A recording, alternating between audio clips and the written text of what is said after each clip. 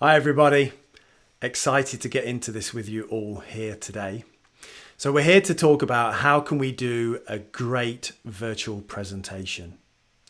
How can we operate inside this tiny little box that we find ourselves in? Now, to do that, we need to ask ourselves a fundamental question. And that question is, why are we given a presentation in the first place? And it's a bit like an onion. If I peel back all the layers, the normal reasons why we give for giving a presentation, things like I want somebody to buy my products or services, I want to educate somebody, I want to train somebody. What we're really trying to do is persuade somebody. We're trying to get somebody to think, act, and feel differently about what it is that we're going to present. And that's what I want to cover in this presentation. How can we get our audience to think, act, and feel differently after we've given our presentation? Now, the first two things we need to talk about are the two things that our brain focuses on when we're in this virtual environment. It's faces and movement. Movement of us as the presenter, but also the movement of anything else on the screen. And it's why we can no longer get away with doing this. The second I start screen sharing my slides, I lose my audience because there's no face and there's no movement. So let's start with talking about movement. Now, in order to talk about movement, we need to bust a myth that we've all been sold, which is that people's attention spans are really short these days. If a piece of content is more than 30 seconds, nobody's going to watch it. If something's longer than 140 characters, nobody's even going to entertain it. But it's not true. And how do we know it's not true? Because later on this evening, when you're sat on your sofa, or this weekend, I can almost guarantee you'll see this appear on your screen. Now, if you have Netflix, I don't want to hear you've never seen that before, because I'm almost sure you might have done. And what this shows me is that it is entirely possible to keep somebody's attention for hours, let alone 30 seconds. Or if you don't have Netflix, think about the last time you watched a movie. How is it you can watch that movie for 2 hours and not move a muscle? Now, for this, we can learn a lot from Hollywood, because Hollywood figured out something much quicker than the rest of us. And besides, I always wanted to be James Bond. Okay, enough of my James Bond antics. Seriously, we can learn about this from James Bond. So I'm going to show you two clips of two James Bond movies decades apart. On the right is Dr. No from 1962, and on the left here is Quantum of Solace, 2008. And as a labour of love, I managed to find an identical scene. It's a car chase through a construction site. So I'm going to play the video and you start to look at what do you see as the main differences. Now, there's no soundtrack to this because the two are running simultaneously and it would be too much. But start to look at what the differences are that you're seeing. Now, if you look here at Dr. No on the right, it's very slow scenes. The scene lengths are pretty lengthy. Whereas if you look here at Quantum of Solace, you barely see Daniel Craig for more than a nanosecond, whereas Sean Connery, it stays on him for, 20 seconds. So what we start to see is this massive reduction in scene lengths, and they use something called jump cuts. So you see a scene for 3 seconds, then it jumps. Another few seconds, then it jumps. And each time it does that jump cut, it spikes dopamine in our brain, which makes us pay attention. Now, the next thing you see is in the Dr. No from the 60s, it's a fixed camera position. So the cameras were a lot bigger back then, but they would be static and they would stay on the person. Whereas here, especially when you're inside the car with Daniel Craig, the camera is moving and shaking and it feels like you're inside the car tumbling around with him. So those two things are how Hollywood uses movement to keep us paying attention because our brain is spiking dopamine from all these things. And you've guessed it, we can use this in our virtual presentations as well. The secret is making sure that there is something changing often in your presentation. So again, we can no longer get away with screen sharing our slides, because the second it becomes static in the virtual world, that's when you're going to start losing people. So that's movement. So what about faces and how we make a connection to each other through that? So I'm going to show you another clip from another movie, this time from The Champ, which I think still today is considered the saddest movie, officially the saddest movie of all time. Now, I put this on the screen to ask you to cast your mind back to the last time you were watching something and you started to get emotional. Your heart was beating faster and maybe your breath was getting a bit short, and maybe you got tears in the corner of your eyes. And I want you to think about the exact moment that happened. Now, normally it's when we see the exact same emotion on the protagonist's or the hero's face in that movie. We, as humans, we respond unconsciously very fast to emotion on another human being. If somebody else is crying and is upset, we feel upset. If somebody is angry, we either feel scared or angry. So what we need to make sure, if we want to make a connection between us and our audience and to get that all important emotional connection, is we need to maximize the amount of time we're on camera. Even if it's just that your audience sees you, because you want them to see your emotional energy around this particular topic that you're going to be presenting on. Now, we've seen this backed up recently. There's an amazing piece of research that was done last year from the American Psychological Association, where they looked in the US at, obviously millions of students were sent home and they had to do distance learning, and they looked at the different approaches from different lecturers, and what they saw is that teachers and lecturers that switched the camera on, the students were much more engaged. Their attention went through the roof. Their retention of information went through the roof. So switching the camera on and making sure that we maximize the amount of time is really important. And what we can't be doing is this. If we hide behind the slide, none of that can happen. Okay, so that's about how we make a quick connection. So how do we start to plan what we want in our presentation? Well, for that, we can turn to somebody called Andrew Abella. So Andrew Abella created this matrix called the Think-Do matrix.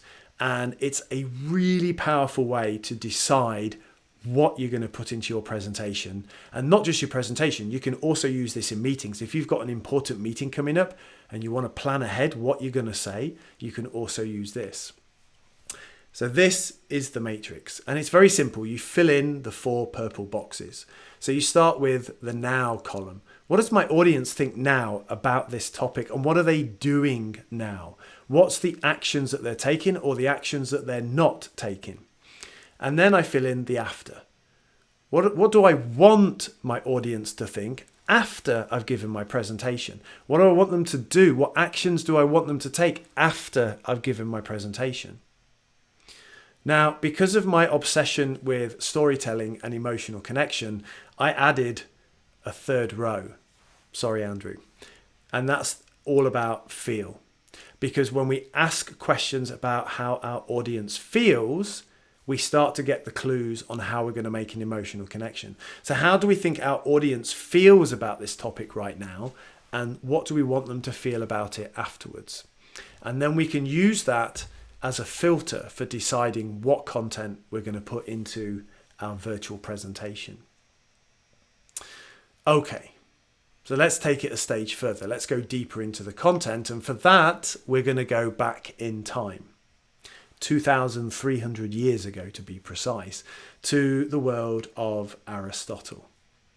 Now, Aristotle most definitely is the granddaddy of all things persuasion, but actually he is also the granddaddy of scientific thinking for the last 2,000 years, because 2,300 years ago, he was developing his body of work on metaphysics and the natural world. And this is something that would become part of science for the next 2,000 years.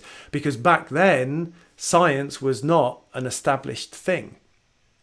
Now, Aristotle studied for 20 years under Plato in Plato's school that was called the Academy. And here you can see Plato on the left and Aristotle on the right. 20 years he was at this school.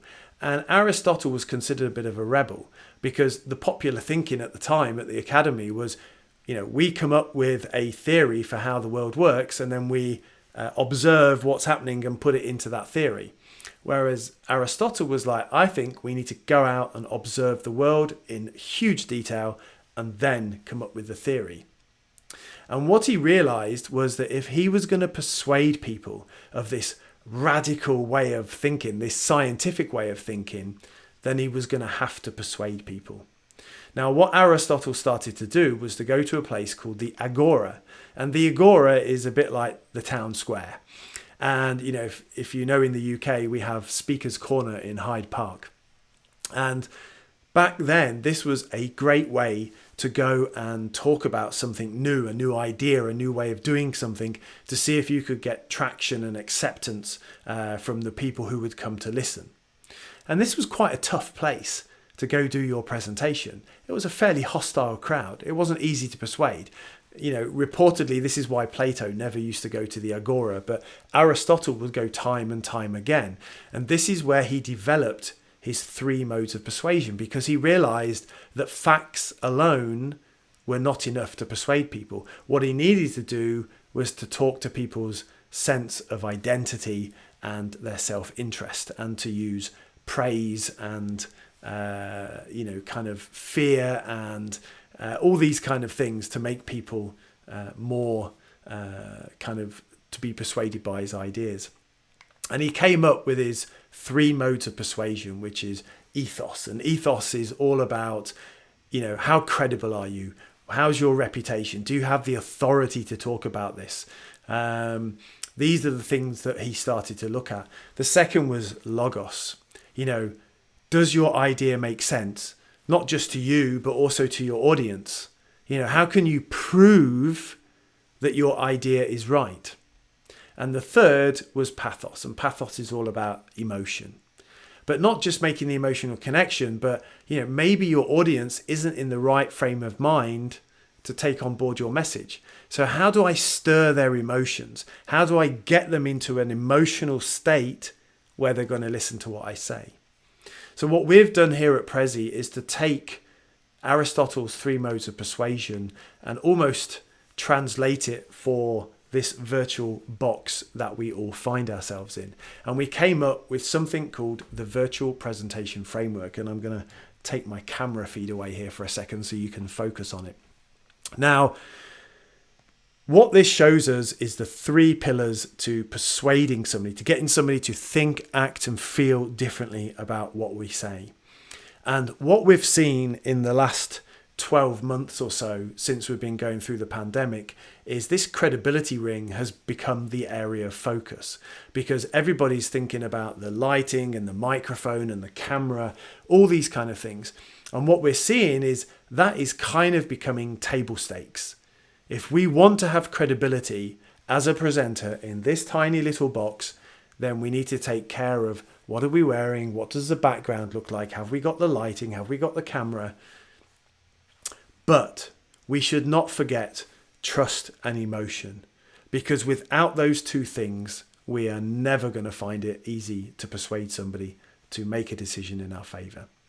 Now, I can't go through everything on that framework because it would be a very long session indeed. But what I want to do is just cover a few things from each of them. So let's start with credibility. So credibility, I want to talk about 2 things. I want to talk about slide design and I want to talk about confidence, because I think confidence is the big one. But let's start with slide design. And we need to start with something that we've been seeing in presentations for decades, and that is bullet points, because bullet points do not rock. And if there's one thing that I don't love, it's a bullet point. Now, this today in our virtual little box is about credibility, because when I put up bullet points on a piece of content, especially if it's like this without the camera feed and it's static, it's going to start reminding you of all those terrible presentations that you've sat through. Now, the great news is I can fix it very easily. It takes me 2 minutes. I just take that text and I put it inside a shape. Literally takes 2 minutes. And instantly, that does two things. It makes it look more credible, and it also forces you to edit, because most text has just been free-written without thought beforehand. So editing the text down, putting it in that starts to make it credible much more. The next thing is images. Images also play a really significant role in, is your message or your content going to be taken as credible? Now, if I go to any image library and I type in meeting, I'm going to see probably images like this, which are a bit cheesy and a bit cliched. And I don't know about you, but 25 years of working in offices and I've never done that. Now, what can we do? So when we go to our image library of choice and we type in meeting, after it, type authentic. Because when you type meeting and authentic as your keyword search, you start to see images that approach something like, looks like the office that I used to work in.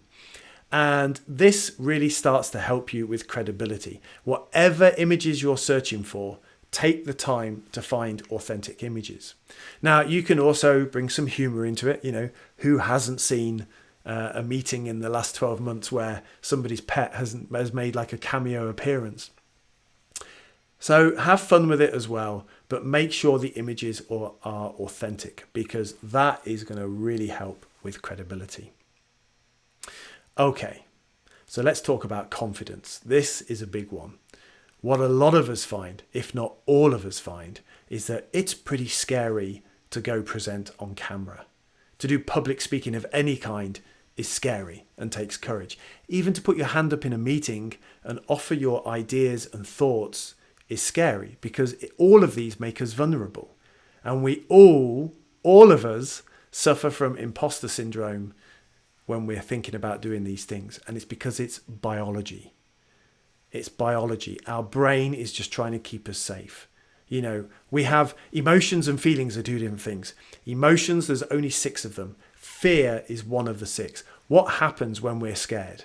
Our heart beats faster, sweaty palms, adrenaline in the blood system. It's a physical thing that happens. And our modern brain, our cerebral cortex, is interpreting what's happening at the body and saying, oh my God, this is terrible. And that kind of becomes our demon voice. We all have this little voice in the back of our heads going, who are you to say this? These people are more experienced than you. What if they laugh at you? What if it goes wrong? Everybody has this, even the most experienced speakers. And what we can learn to do is to kind of manage that voice, calm that voice, make it smaller, and hopefully make it disappear. There's 2 ways we can start to do that. The first is having a motto. And my motto, I kind of discovered by accident a long time ago, back in the late 90s, as a young man when I went backpacking. And, you know, I landed myself in India at 1 o'clock in the morning on my own with a bag, a little bit of money and not much of a plan.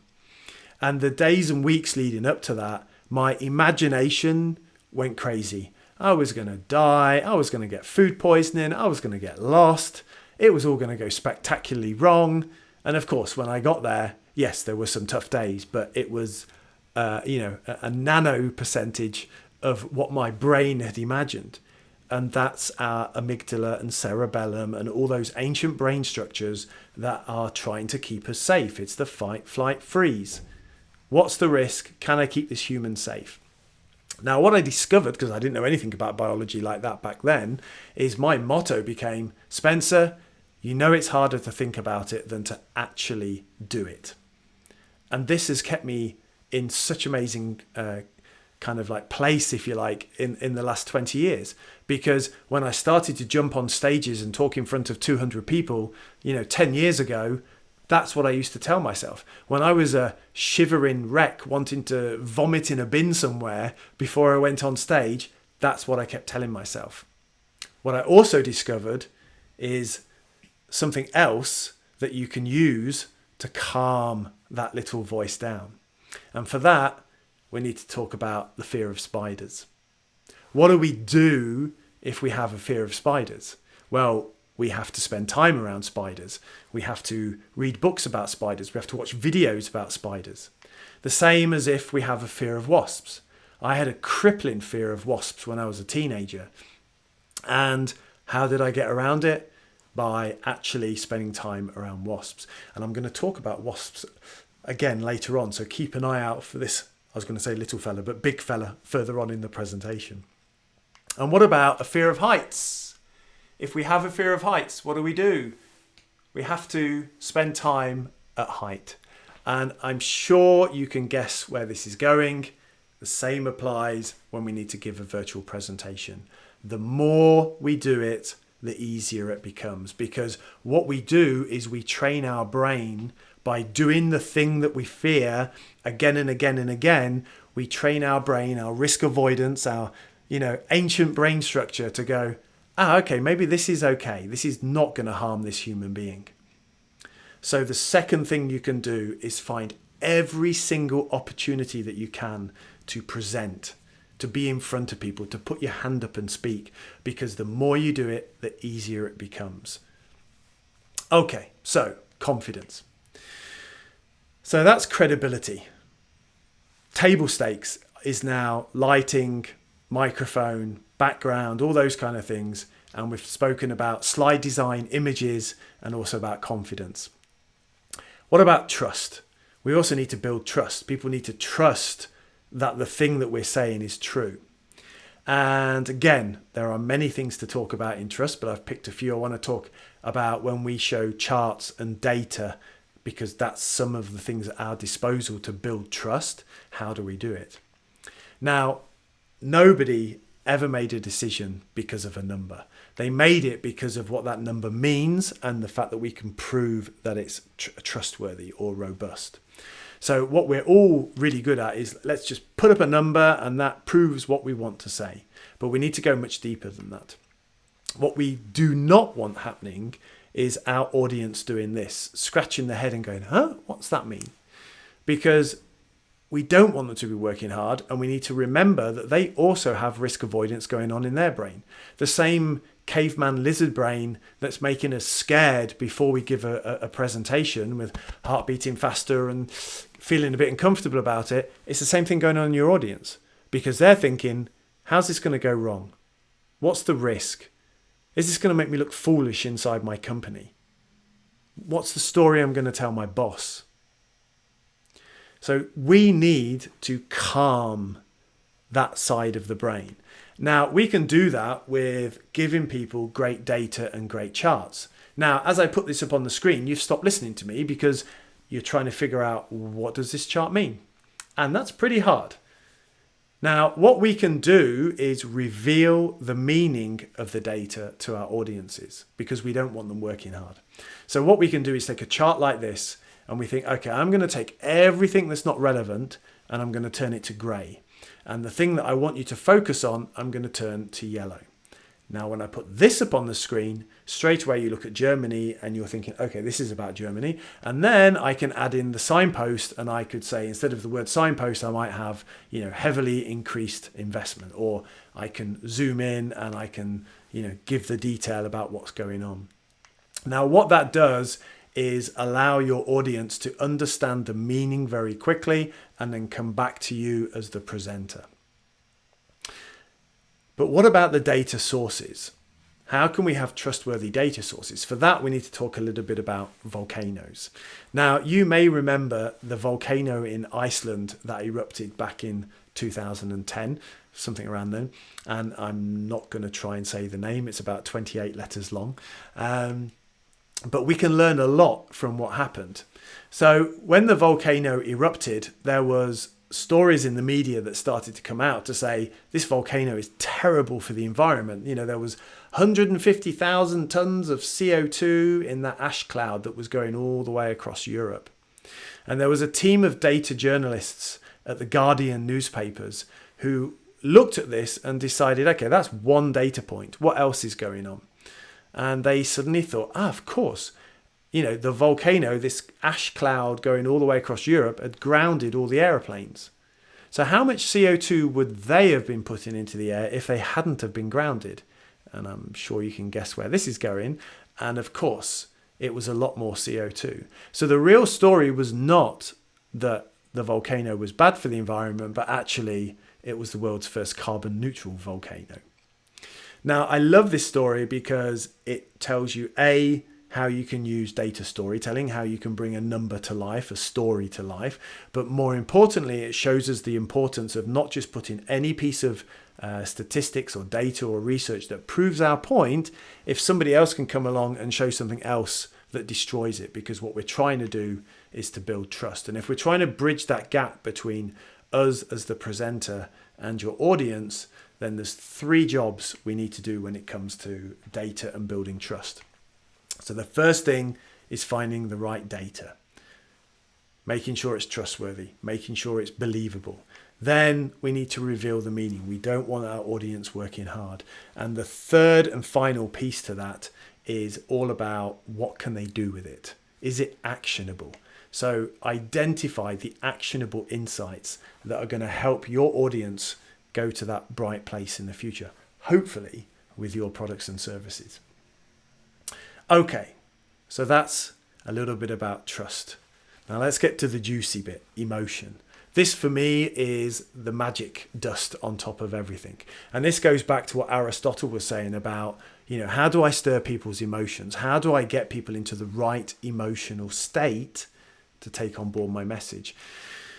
Now, again, before we get into the detail, we should remind ourselves of this thing about being on camera. And I'm going to evoke a quote from Winston Churchill, because he was also a big believer in showing your emotion and passion. And his quote about, before you can inspire somebody else to emotion, you must be swamped with emotion yourself. If you want to move somebody to tears, your own tears must fall first. And if you want to convince somebody, you yourself must be convinced first. And the only way we can do that is by seeing each other, by you seeing me, by seeing the emotion and the passion and the energy, and the fact that I'm convinced by something will help you to feel convinced by it as well. So no hiding behind the slides, because when I do this, you cannot see that. Straight away, it becomes a lot less powerful. Okay, so let's take it a stage further. Now, what we know is when we start giving our virtual presentation, our audience is in risk mode. That's what we're thinking. Our audience is going, what's going to go wrong? What's the story I'm going to tell my boss? Why should I believe this person? And where we want them to get to is here. We want people to think, hey, this is amazing. Look at what this is going to do for me in the next 12 months. And what we do as presenters, normally, we'll go straight to what's in it for them. Here's this amazing place I can take you to into the future. But what we need to do first is we need to take care of this risk, because it's not going to go away unless we handle it. And what we can do is do this process of acknowledging the fact that there's risk in somebody's mind, get them to visualize it, shrink it down, and then we can move forward to get over to the good stuff. So how can we do that? Well, we can do things like create a bit of anxiety, because when we describe the dissonance or the gap between where somebody is now and where they want to be in the future, that starts to create tension, which makes people pay attention. Now, we don't want to leave people in this state, because if you leave somebody like that long enough, they get angry. And that's what the media does a lot. What we want is to get them over here, and hope is the magic ingredient. And I'll talk a bit about that in a minute. So what do we need to do? Well, we don't want people to argue. We want to get them to say no. Sounds counterintuitive, but I want to know what's stopping them. So what can I do? I can ask questions like, okay, so what about this does not work for you? Because what you want them to do is to identify that risk that's sitting in the back of the neck. And when they do that, we don't want to say, yeah, but that's not true because of this. We want to say, I get it. If I was in your shoes, I'd feel the same way. But let me show you something. And what that allows us to do is get them to feel that risk, to visualize it, and then we can start to shrink it down. And it's a bit like, this is where I bring my fear of wasps back in. How did I get over the fear of wasps? I was taught to visualize it in my mind's eye. And when I do that, the wasp is much bigger, it's much angrier, and it's definitely coming for me to give me a sting. And what you learn to do is, in your mind's eye, you take something, you shrink it down, and you make it black and white. And when you make it black and white and you make it small in your mind's eye, the fear is a lot less. So that's good if you have a fear of something, try this process. But we can do that when we're giving our presentation. And then we get over to here, because what we want people to be in is hope mode. Because when somebody's hopeful, when somebody's in awe of where they might get to, that's when they're going to be open, they want to question, they want to explore, they want to discover, they want to move forward. And that's when we start to deploy things like storytelling. We want to have really amazing descriptive stories about the future place they can get to, and here are the steps that are going to come, and here's how we're going to support you, etc., etc. Get descriptive, talk about shared values, because people align over values very quickly. This is something, again, that's super powerful to get somebody, over here in this kind of very emotionally connected side. And obviously, like we showed before, make sure you're on camera, make sure that they can see the emotion on you. Ideally, you want them on camera as well, because it's most powerful when it works both ways. So don't hide behind the slide. Okay, so 3 quick elements in each of those 3 things: credibility, trust, and emotion. Think about this virtual framework, because it's definitely something that you can use to build up your not just virtual presentations, but also generally your public speaking skills.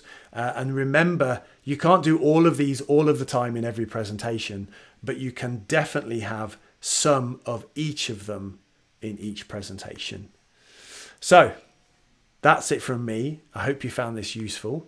If you want to connect to me on LinkedIn, then just search for Spence Waldron on LinkedIn. And I just recently found out I can put this QR code up, and you can go into your mobile app for LinkedIn, and you'll see there's a little barcode or a little QR code in the search bar at the top, and then you can find me straight away. Hope you found this useful. See you next time.